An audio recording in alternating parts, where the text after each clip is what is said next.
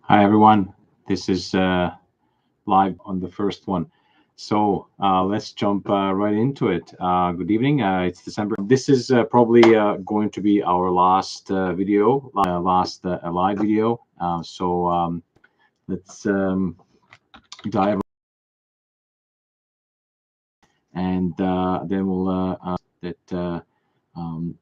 we really love, and that is Delta. And if you're looking for an option to change HMR calibers, and they are interchangeable as long as you have enough space in the chat.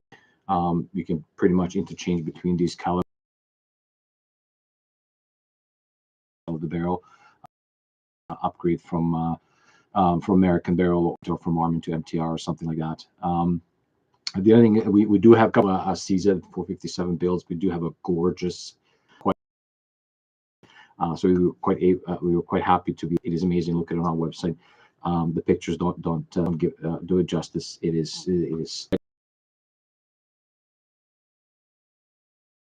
We tested them, pleased with the results.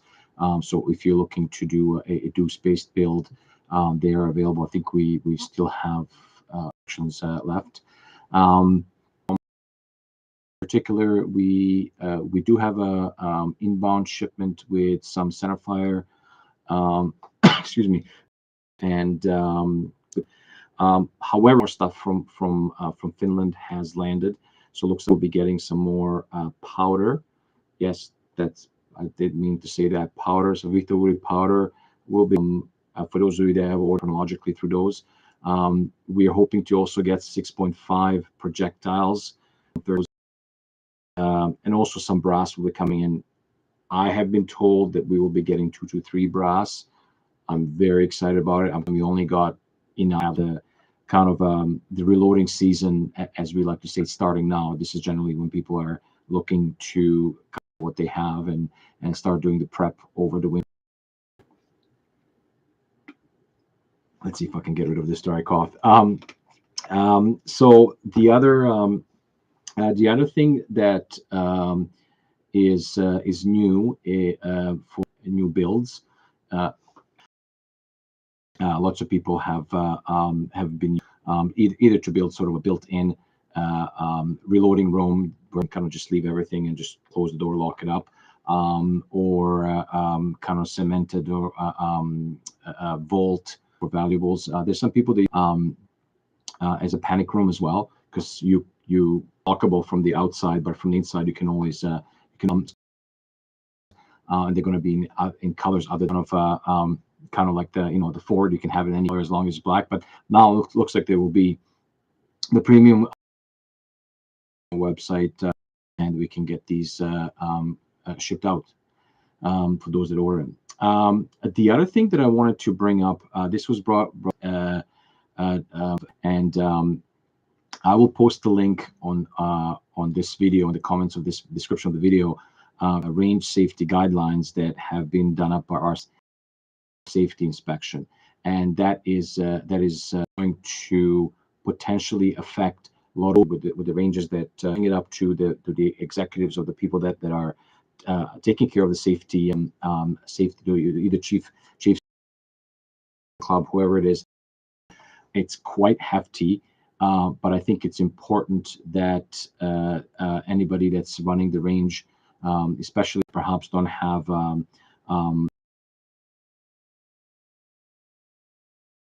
this. I think that potentially there might be a lot of ranges that are affected with it. It looks like all the ranges are kind of taken case by case. I mean, I have theories, but this is all anecdotal, and I don't really want to kind of, I think they call it the range danger zone or something. I forgot the exact acronym, or kind of fully enclosed baffles or whatever. Every range is a little bit different. Distances are different. Their orientation is different. Their relation to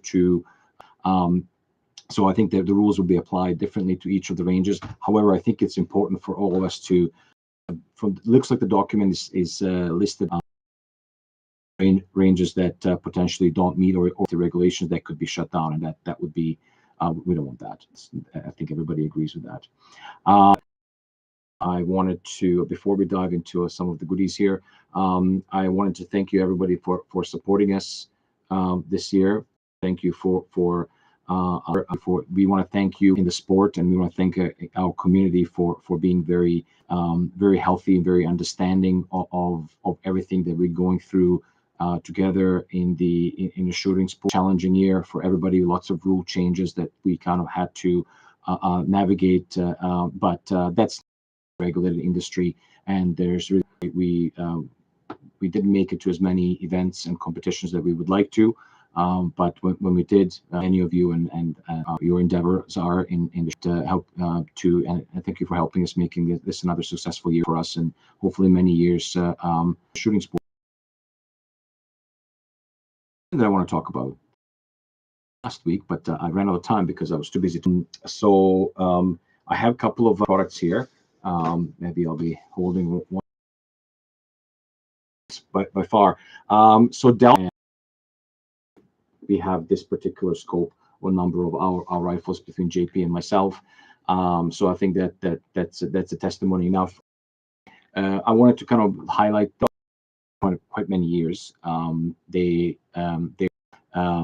the products are manufactured or a lot of, for example, Leupold makes their optics in US, but a lot of components are coming from Japan. A lot of glass. I would say 5 years now, and it's definitely filling in a quite a is for F-class shooters. They have very specific demands in terms of what type of optics they need, and it being a competition. F-class is essentially shooting up to 1,000 meters, 1,000 yards, depending on the range. From bipod, this couple referred to it as a bench, because that's the type of precision that is involved in F-class shooting. So this is kind of we're first in, at least in Canada, acquiring scopes because they were very, very competitive.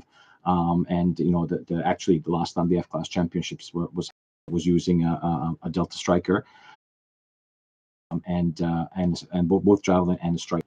So I wanted to show you a couple of products here. I'm not going to spend too much time because we could spend minutes in the comparison, because it's quite competitive in terms of the price.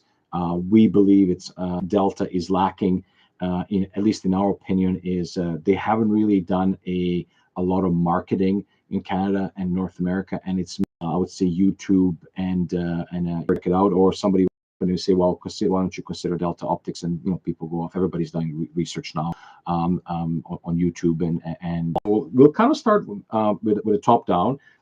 So this is we'll do, you know, kind of a quick unboxing here. So this is one of the a second focal plane strikers, and so the packaging, this is kind of what it comes in. You get these bikini cap lens caps. There is your battery for the then. So forgot where that for a scope of this these specs, it's relatively compact. It's 34 millimeter tube, quite a bit of zoom range. If you're looking for glass scope, these are definitely should be.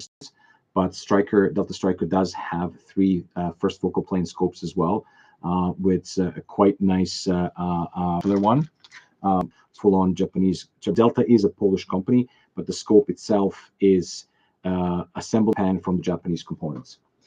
Its smaller sibling is Javelin, especially kind of almost half the price of the and a very, very similar packaging. Let me just show you. It's very similar packaging to Striker, and first focal plane sunshade here. and I'm going to take out the scope itself so you can take a look what it looks like. But essentially, it's very, very similar to Striker, and that is not or needs for the kind of the specs that the Striker offers. So there, we're kind of looking for scope that's a little bit more kind of in that 12. The Striker comes with, sorry, Javelin only comes with the two models. There's SMR1 and SMR2 reticle, first focal plane, and those are the only two. The click of it feels really nice. I can't take these scopes out because I just want to kind of play with these. Itself, this scope is assembled from Japan, but the scope is the price. I mean, if you're in that price range, it's very difficult to find scopes that are made in China. So if you that this is definitely something to consider, and if a little bit too much on the from Delta, it's an ED glass. It's a 3 to 24, 3 to 20. It has a fairly reticle. There is not a lot to it. You kind of you're like I'm not going to do it. Obviously, there's not that much there, but it want a relatively in terms of the functionality, but it has everything that you need in terms of what you might need. But you want a straightforward scope that has a great core. If you're low out, this is a like I said, this is one of my favorite scopes to take. I don't know what it is about it. It's probably the glass. Every time I kind of take a peek through it, it's when the video is over. Show if you is the binos. So these are the award for kind of industrial and art design. So there's the kind of the carrying case is also a hard case, which I always think it's nice. And the scope itself, when you kind of look some other brands that come in the blue box, I'm not going to say which ones they are. The binos otherwise are quite looking. Take a look at the specs again if you're in the area. Take a look, and these are quite nice, nice kind of old. I'm opening this for the first time, so we can actually do it because we just got it in this week, and it comes in this really nice big box. You could probably guess what it is. It is a spotting scope.